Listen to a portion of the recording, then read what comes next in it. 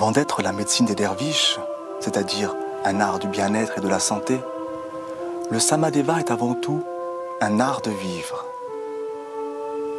Sama signifie être attentif, écouter.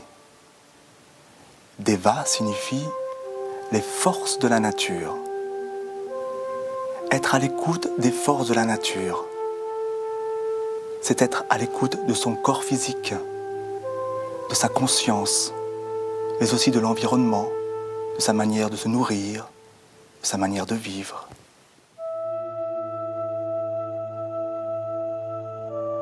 L'art, la philosophie et la science des mouvements du Samadeva, tels qu'ils ont été enseignés et pratiqués par les derviches dans le secret de leur confrérie, depuis les temps les plus anciens, nous sont maintenant accessibles en Occident grâce à l'impulsion d'Idriss Lahore, le dernier dépositaire de la tradition des derviches Hakim en Occident et le fondateur de la libre université du Samadeva.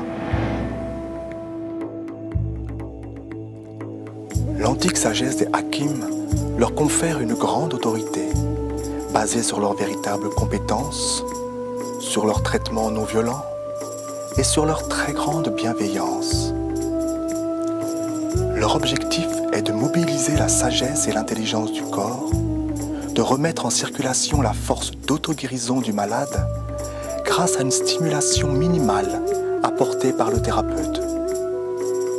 Pour décupler les chances de guérison, la responsabilité du malade sera toujours engagée dans son propre traitement par une participation concrète et active. Le Samadeva considère qu'il existe dans l'être humain une force autorégulatrice qui le maintient naturellement en bonne santé. Mais lorsque celle-ci est perturbée, elle le conduit au trouble et à la maladie.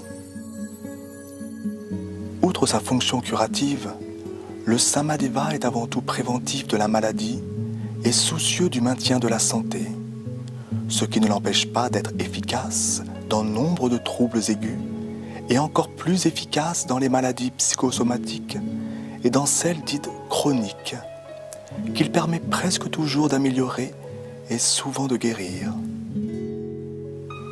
Pour les derviches, le Samadeva est avant tout un art de vivre qui permet de connaître ses besoins physiques, émotionnels, intellectuels essentiels, de les comprendre, et ce afin d'orienter sa vie de manière satisfaisante pour entrer dans une harmonie aussi bien avec soi-même qu'avec les autres et l'environnement.